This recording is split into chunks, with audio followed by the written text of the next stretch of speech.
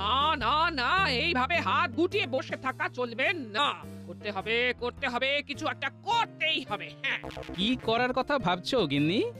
আমি ঠিক করেছি চুপচাপ বসে না থেকে টুকটাক হাত চালাবো। হ্যাঁ, চালাতে পারো, তবে আমার উপর না চালালেই হলো। এই রসিকতা বন্ধ করে হাতে হাতে সাহায্য করতে পারলে করো, না হলে ওইভাবে গ্যাট হয়ে বসে থাকো। হ্যাঁ, ওরে বাবা, তুমি যে কথায় কথায় একেবারে ফোঁস করে উঠছো, কিন্তু বলা নেই কওয়া নেই, হঠাৎ এইভাবে হাত চালাতে চাইছো কেন গিন্নি? এইভাবে আমি নিজের পায়ে দাঁড়াবো, একদিন দাঁড়াবো। না না, নিজের পায়ে আমাকে দাঁড়াতেই হবে। হ্যাঁ, বড় দেরিতে বুঝলে গিন্নি, এতদিন তোমাকে বয়ে বয়ে আমার কাঁধ যে ঝুলে গেল। বলি ঘুরিয়ে পেঁচিয়ে কি আবল তাবল বলছো বলো তো? হ্যাঁ? ঘোরাবো কেন গিন্নি? এই তো সোজাসুজি বলছি। তাহলে এবার বুঝতে পারছো তো আমার কষ্টটা? যতদিন তুমি নিজের পায়ে দাঁড়াওনি, ততদিন তোমার ভার বহন করেছি আমি। সেটা কি কম কথা গিন্নি? তাই বলে তুমি আমাকে খোঁটা দেবে? তোমায় খুঁটে লাভের লাভ তেমন কিছু হবে কি? আবার আবার তুমি শুরু করলে। এই শোনো, তুমি সাহায্য করলে ভালো, না হলে আমি নিজের হাত চালিয়ে রোজগার করার ব্যবস্থা করে নেব। হ্যাঁ, তবে আমি বলি কি গিন্নি, তোমার এই টক ঝাল কথার সঙ্গে মানানসই একটা কাজই আছে। সেটা না হয় তুমি একবার চেষ্টা করে দেখতে পারো। সেটা কি শুনি? আচার বানানো। আহ, এই তাই? তুমি সত্যি সত্যি বলছো? হ্যাঁ, বলছি তো। আর এই ব্যাপারে কাঁচামাল জোগাড়ের দায়িত্ব আমার, তবে সেগুলোকে পাকা হাতে সামলানোর দায়িত্ব কিন্তু গিন্নি তোমার। কি রাজি তো? আমি রাজি।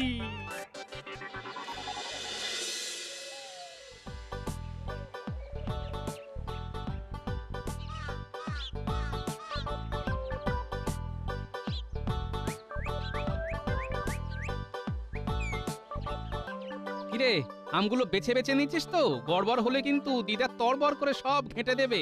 তুমি কিচ্ছুটি চিন্তা করো না দাদু, সব আম একেবারে এই নেড়ে চেড়ে আচ্ছা করে দেখে নিয়ে তবে এসেছি। ব্যাপার কি, দাদু যে একেবারে দলবল নিয়ে হন্টন করছে, সঙ্গে আবার আমের ঝুড়ি, কিন্তু ব্যাপারটা কি সেটা বললি না তো? বললে তো বলাই যায়, কিন্তু তারপরে যদি আপনি নড়ে চড়ে বসেন, মানে কোনো ব্যাপারে কিছু শুনলেই তো আপনার আবার মন কেমন কেমন করে, তাই বললাম আর কি। তার মানে আমাকে বলবে না, তাই তো? আমাদের দিদা টক ঝাল আচার বানাচ্ছে, এটা না বলার কি আছে? বাহ বাহ, এটা তো দারুণ ব্যাপার। না না, তোদের দিদার এলেম আছে বলতে হবে। তবে গোপাল যদি এটা নিয়ে বাড়াবাড়ি করে, তবে ওই আচারেই গোপালকে আচার খাওয়াতে হবে। ওরে বাবা, মন্ত্রীমশাই যে আহ্লাদে একেবারে গলে পড়ছে মনে হচ্ছে। না না, এত ভালো তো ভালো টেকছে না। তাহলে বরং আমাকেই চোখ কান খোলা রাখতে হবে।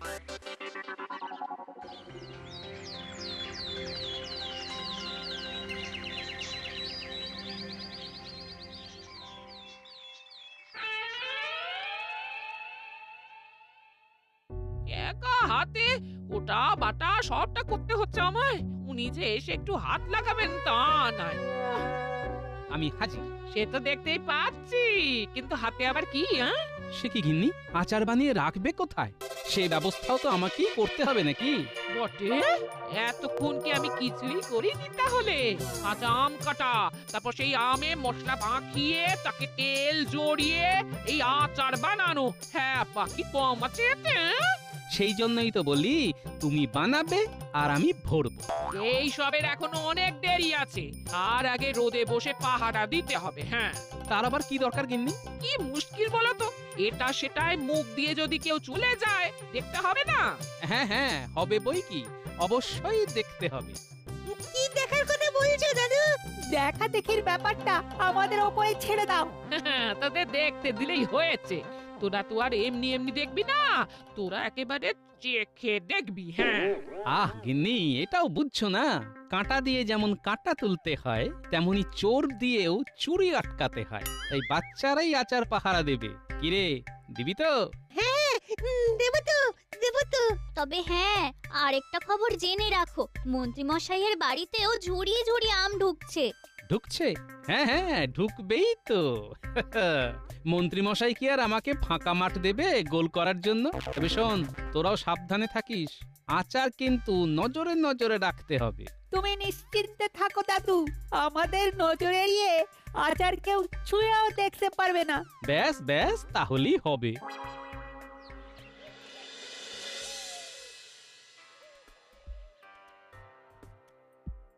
ও বাবা, এখনো কাটাকুটি শেষ হলো না যে, তাহলে আচার আর কখন হবে? তোমার যেন খুব তাড়াহুড়ো পড়ে গেছে। আর তারা হবে না? আহা, এর মধ্যে গোপাল যদি মহারাজকে তার গিন্নির আচার খাইয়ে দেয়, তাহলে আমার মুখ থাকবে?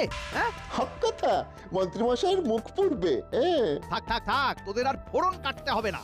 আর যে কথাটা বলেছিলাম সেটা খেয়াল আছে তো? আছে বই কি, আমাদের শুধু বানাতে হয়। বিগড়াতেও হবে। সেটা যেন মাথায় থাকে।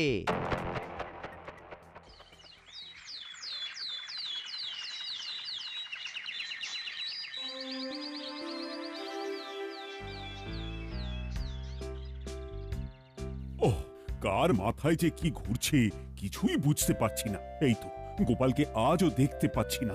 পাবেন কি করে মহারাজ? সে তো বোধহয় এখন এক মনে পাহারা দিচ্ছে। অবাক কাণ্ড। না না, আমি বুঝতে পারছি না সেনাপতি থাকতে গোপাল পাহারা দিচ্ছে কেন। তার শখ হয়েছে এসে দিচ্ছে, তাতে আমার আর কি করার আছে মহারাজ? আর তুমি সেটা আবার বড় মুখ করে বলছো। আর কি বা পাহারা দিচ্ছে?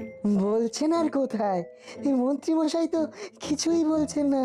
গোপালের পাহারা দেওয়ার ব্যাপারটাই তো পরিষ্কার হচ্ছে না। পুরোটাই তো জলের মতো পরিষ্কার। গোপাল কাক পাখি তাড়াচ্ছে, আচার পাহারা দিচ্ছে। তাহলেই বুঝুন মহারাজ, এইসব পাহারা দেওয়া কি আর আমার সাজে? হ্যাঁ, ওই শুধু শুধু ওই ছুঁচো মেরে হাত গন্ধ হবে।